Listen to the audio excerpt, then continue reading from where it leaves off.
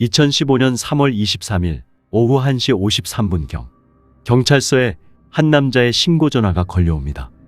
자신의 여자친구가 10시간 전에 납치됐다는 신고 전화였습니다.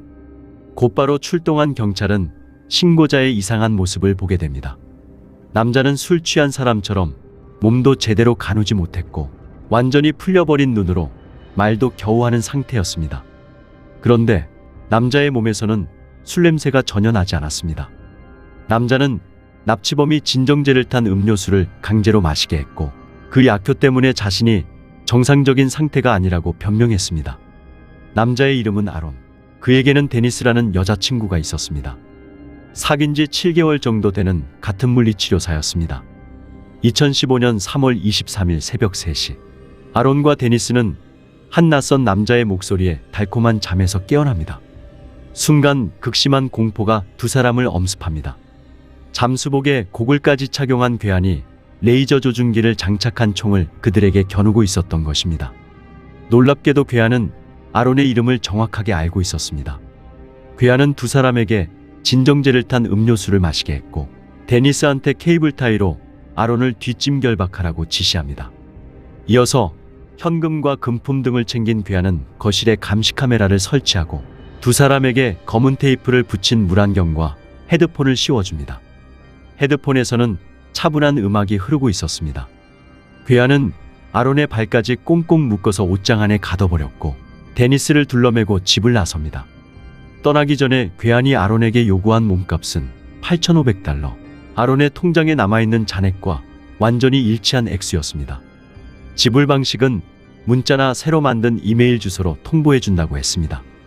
괴한은 감시 카메라로 아론의 일거수일투족을 감시할 것이고 경찰에 신고하기만 하면 데니스와 아론 가족의 목숨을 끊어버릴 거라는 경고와 위협도 잊지 않았습니다.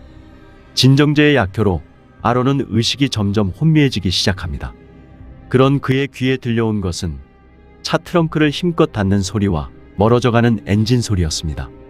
아론은 깊은 잠에 빠집니다. 그가 다시 깨어났을 때는 11시 30분. 노트북과 승용차는 보이지 않았습니다. 메일함에는 괴한이 보낸 메일이 도착해 있었습니다. 몸값을 2번에 나눠 입금하라는 내용이었습니다.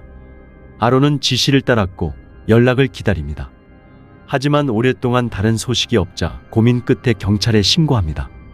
아론의 정신 상태가 이상했기 때문이었을까요? 경찰은 잠수복 입은 괴한의 존재 따위는 전혀 믿지 않았습니다. 그의 침대 시트에서 희미한 혈흔이 발견된 점과 사건 발생 10시간 후에야 신고한 점도 충분히 의심스럽다고 판단한 것이었습니다. 혈흔은 아주 오래된 것이고 몇 번을 빨아도 깨끗이 지울 수 없었다는 해명도 경찰은 믿어주지 않았습니다. 경찰서에 끌려간 아론은 취조실에서 긴 시간 동안 신문을 받아야 했습니다. 경찰은 아론에게 최근에 데니스와 갈등이 없었는지 따져 묻습니다. 아론은 전 여자친구한테 미련을 버리지 못했던 자신 때문에 데니스와 많이 싸웠다고 실토합니다. 그리고 사건 발생 전날 밤 데니스한테 진심 어린 사과를 했고 진지한 대화로 서로 잘 풀었다고 덧붙입니다. 하지만 그 말은 오히려 경찰의 의심을 더 키우기에 충분했습니다. 게다가 납치범이 끌고 갔다던 승용차는 그의 집 부근에서 발견됩니다. 모든 정황은 아론에게 아주 불리했습니다. 경찰은 잠수부 차림의 침입자 따윈 절대 없었다고 아론에게 딱 잘라 말합니다. 경찰의 눈에 아론은 이미 여친을 살해하고 유기한 후에 혐의를 피하기 위해 거짓 신고를 한 유령용의자였습니다. 그런데 다음날 한 언론사가 데니스의 음성 파일을 공개합니다. 자신이 납치됐지만 아직까지는 별일 없다는 내용이었습니다. 황당하게도 제보자는 납치범이었습니다. 납치범은 아론의 휴대폰이 경찰에 압수된 후 연락을 취했고 경찰이 폰을 비행 모드로 설정해버린 탓에 통화가 안 되자 스스로 언론사에 제보했던 것입니다. 제보한 의도는 알 수 없었지만 아론은 일단 살인 혐의를 벗게 됩니다. 3월 25일 데니스는 아론의 집에서 600여 킬로미터 떨어진 캘리포니아주의 헌팅턴 비치의 모습을 드러냅니다.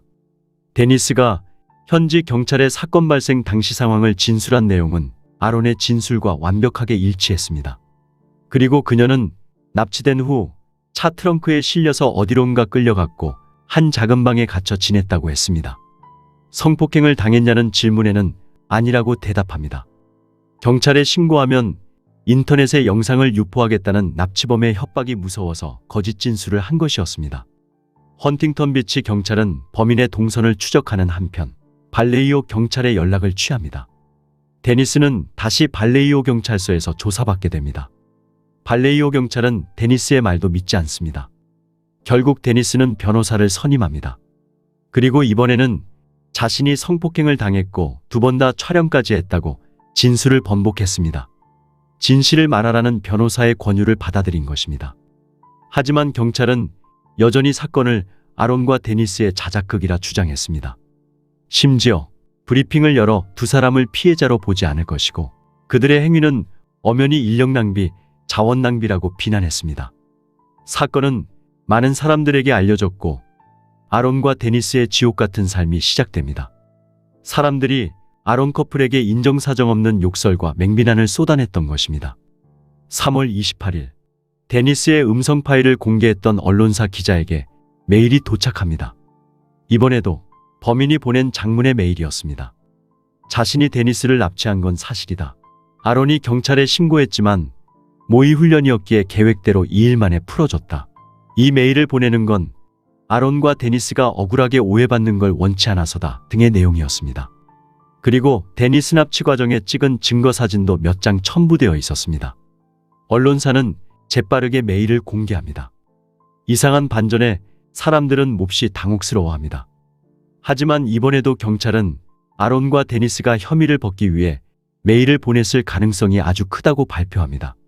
사람들은 더 격분했고 아론과 데니스의 말을 믿어주는 사람은 아무도 없었습니다. 그렇게 아론과 데니스는 끔찍하고 고통스러운 하루하루를 보내야 했습니다. 2개월 후인 2015년 6월 5일 새벽, 캘리포니아주 더블린에 거주하는 한 젊은 부부의 집에 괴한이 침입합니다. 범인은 데니스 납치 당시와 비슷한 수법으로 아내를 납치하려 했습니다. 하지만 남편의 필사적인 대응으로 결국 미수에 그치고 도망쳐버립니다. 남편과 싸우다가 핸드폰을 현장에 떨군 채 말이죠. 덕분에 경찰이 범인을 검거하는 데는 오랜 시간이 걸리지 않았습니다. 용의자의 이름은 매튜, 하버드 법대 출신의 전직 변호사였습니다. 해병대에서 5년간 군 생활을 하기도 했었죠.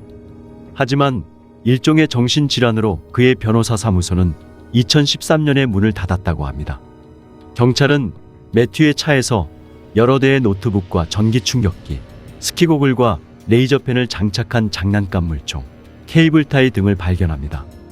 차 내비게이션에는 데니스를 내려줬던 헌팅턴 비치 주소 기록도 남아 있었습니다. 그리고 검은 테이프를 붙인 물안경에는 금발의 긴 머리카락 한 올이 묻어 있었습니다. 젊은 부부는 금발이 아니었고 이상하게 생각한 경찰은 데니스 납치 사건을 떠올립니다. 더블린 경찰은 곧바로 발레이오 경찰서에 이 사실을 알립니다. 검사 결과 그 머리카락은 바로 데니스 것이었습니다. 또한 여러 대의 노트북 중에 도난당한 아론의 노트북도 있었습니다. 강도와 납치, 성폭행 상습범이었던 매튜는 40년형을 선고받고 정신병원에 수감됩니다. 아론과 데니스는 혐의를 벗었지만 난감해진 것은 발레이오 경찰이었습니다. 매튜가 체포된 후 경찰은 언론사를 통해 2 사람에게 공개 사과합니다. 울분과 분노가 풀리지 않았던 2 사람은 발레이오 경찰서와 담당 경찰을 고소합니다. 경찰서에서는 아론 커플에게 합의 요청을 했고 결국 법정 다툼 없이 2 사람은 $250만 달러를 받게 됩니다. 2018년 아론과 데니스는 결혼식을 올립니다. 그리고 2020년 3월 25일 납치되었던 데니스가 풀려난 날짜에 부부의 사랑의 결실인 귀엽고 예쁜 딸이 태어납니다.